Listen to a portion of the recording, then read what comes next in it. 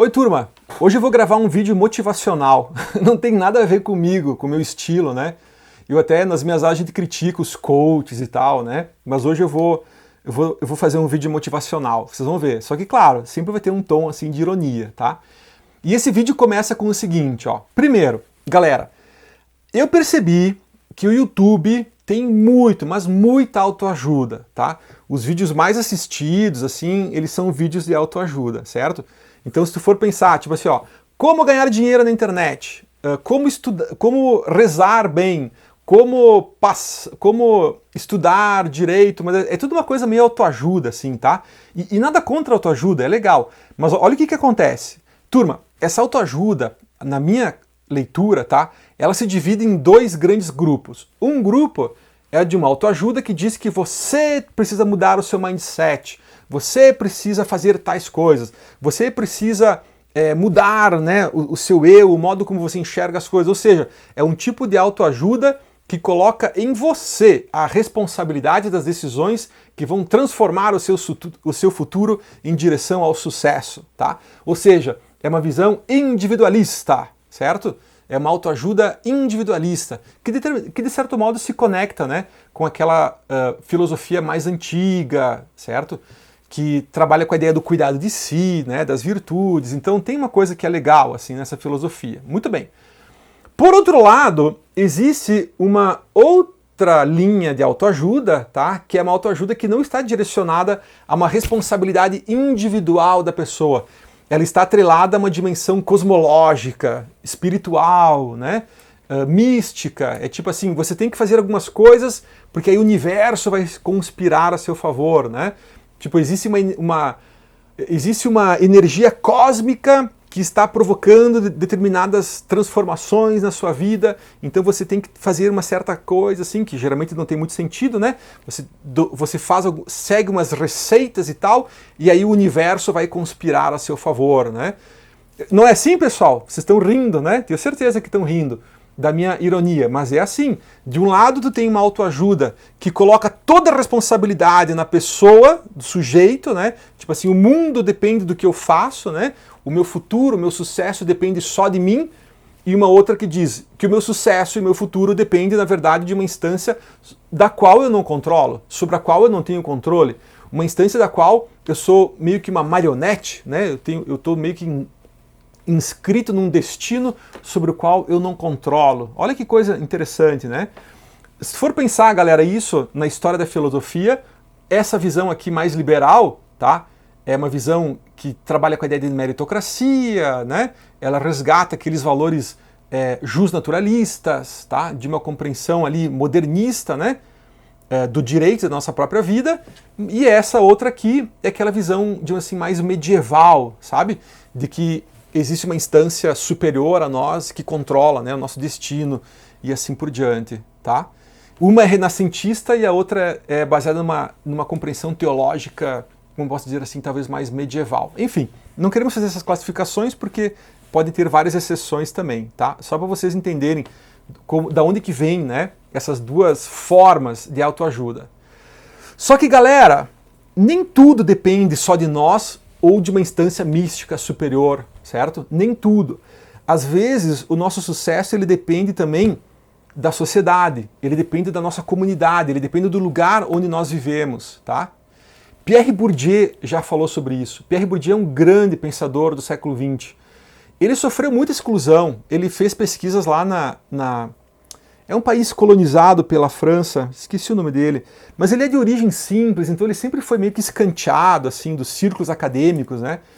Só que ao invés dele sofrer sozinho, né, ou procurar uma autoajuda que diz que tudo depende só de você, você tem que mudar o seu mindset, ou de uma autoajuda ligada a uma dimensão mística, etc., né? Ele fez uma coisa mais inteligente, ele começou a entender o que realmente estava acontecendo, por que ele sofria, né, esse processo de exclusão. E aí ele vai dar para nós, galera, um presente assim, ó, que ficou na história, tá? Que é uma compreensão científica dessa questão do sucesso, tá? E ele vai dizer para nós assim, ó, que o sucesso, ele não usa essas palavras, né? Ele é da ciência, ele não é da autoajuda, tá? Mas a gente pode falar em termos de sucesso. né? Ele fala de inclusão, ele fala de outras coisas. Mas o sucesso, turma, ele não depende só de ter dinheiro. Dinheiro é importante, porque dinheiro é uma das partes, de 3 grandes partes, que vão formar uma coisa que ele chama de capital simbólico, tá? Então tu tem o capital econômico, que é o dinheiro, propriedade, bens, né? Essa disponibilidade econômica que permite que algumas pessoas participem de certos círculos sociais e outras não participem, tá?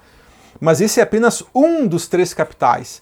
Existe também um segundo capital, que é o capital cultural, que é saber das coisas, tá? Que é ter uma graduação, é conhecer, é saber as coisas, é ter uma postura também de quem sabe das coisas, falar direito, sabe? Não falar errado, ter um pouco de cultura geral sobre as coisas, etc, tá? Tudo isso forma esse capital cultural, ok? A educação é o lugar onde se forma esse capital cultural, certo? Mas existe também um terceiro capital, galera, além do capital econômico e além desse capital cultural, que é o capital social, é o network, é você conhecer as pessoas certas que vão te incluir num âmbito de oportunidades que você não conhecer aquelas pessoas, você vai estar fora desse âmbito de oportunidades, entende? E países como o Brasil, que tem uma veia patrimonialista muito forte, tá? Tem uma tradição de uma história muito ligada ao patrimonialismo, essa dimensão do capital social, ela é muito valorizada, muito importante. O QI, né, o que indica você fazer parte de uma família ou de outra, você fazer parte de certos círculos de amizade e não de outros, tá? É algo que vai também abrir muitas portas no futuro ou fechar outras portas também. Tá? Então, olha que interessante o ensinamento que Pierre Bourdieu deixa para nós. Na verdade, o sucesso não depende só de nós, e também não depende somente de uma instância mística. Ele depende da nossa capacidade, da nossa habilidade e do nosso esforço de articular esses 3 capitais ao mesmo tempo. Nós temos que ter um pouco de dinheiro, tá? Temos que ter um pouco de educação, temos que ter um pouco de bons contatos, de bons relacionamentos.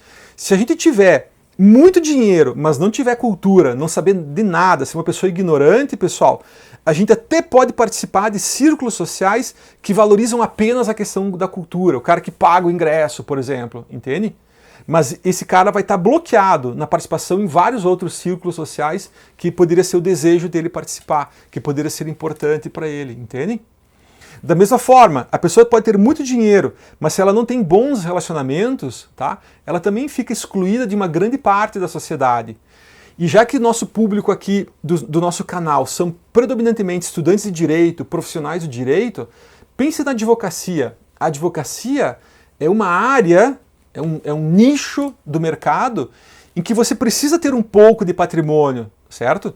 Você precisa ter um pouco de renda para você passar a imagem de confiança, de solidez, de que você sabe o que está fazendo por um cliente, certo? Mas só ter um carro importado, por exemplo, vai quebrar a perna desse advogado rapidinho, porque ele também tem que saber o que é o direito, ele tem que conhecer a sua profissão, ele tem que saber das coisas, e não somente saber as leis, ele tem que ter cultura geral, ele tem que ter aquela postura de quem sabe das coisas, tá? Lembro que os advogados antigos, galera, eles não eram só advogados, eles eram tipo conselheiros das famílias, né? Eram pessoas para as quais as famílias no Brasil pediam até conselhos, tá? Como os médicos também, né? Tinha essa tradição, entende? Porque eram pessoas que tinham uma formação muito mais sólida. Eles não sabiam só como fazer o processo para conseguir afirmar o direito do cliente e tal, ou fazer uma defesa, né? Eles também tinham essa cultura geral, né? Muitos eram também escritores, eram também filósofos, eram jornalistas, né? Quantos políticos, quantos grandes escritores da literatura do Brasil eram bacharéis em direito, percebem? Porque eles tinham essa questão da cultura e também do patrimônio, mas para ser um bom advogado, turma, também não basta assim só saber o direito e ter uma base, digamos assim, patrimonial mais ou menos sólida, tá? Você também tem que ter bons relacionamentos, certo? Porque são os relacionamentos que vão te abrir as portas para determinadas oportunidades que você vai conseguir aproveitar se você tiver esse capital cultural bem desenvolvido, tá? Por exemplo, olhem as estratégias de marketing dos maiores escritórios de advocacia do Brasil e do mundo, tá? Eles não dão tanta ênfase assim ao currículo dos seus advogados. Não. Eles não dão tanta ênfase assim à declaração de imposto de renda dos seus advogados. Pelo contrário, tá? Qual que é a ênfase, galera? O que aparece assim, ó, é o principal foco do marketing dos grandes escritórios de advocacia é quem são os clientes. Olha que interessante isso. E não é por acaso, tá? Quem são os clientes? Por quê? Porque ao saber quais são os clientes de um escritório de advocacia, eu sei qual que é o capital social que aquele escritório articula, qual que é o capital social que ele transita, percebem? Por isso, galera, que o segredo do sucesso não é só você criar um pensamento positivo, né?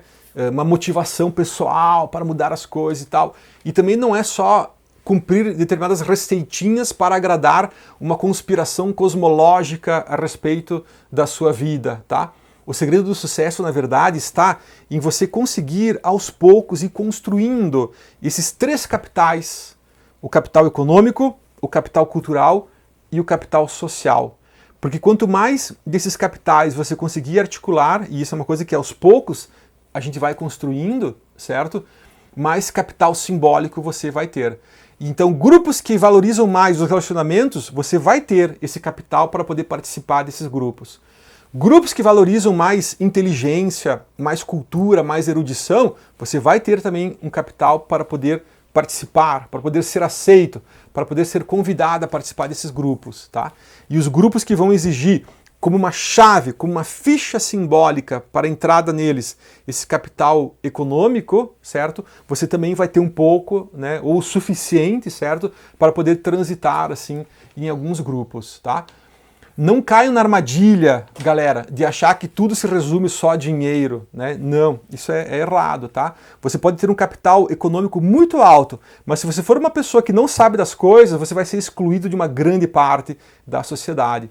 Porque segundo Pierre Bourdieu, galera, o mundo hoje é um mundo que se constrói em cima dessas 3 diferenças, desses 3 diferentes capitais simbólicos, tá?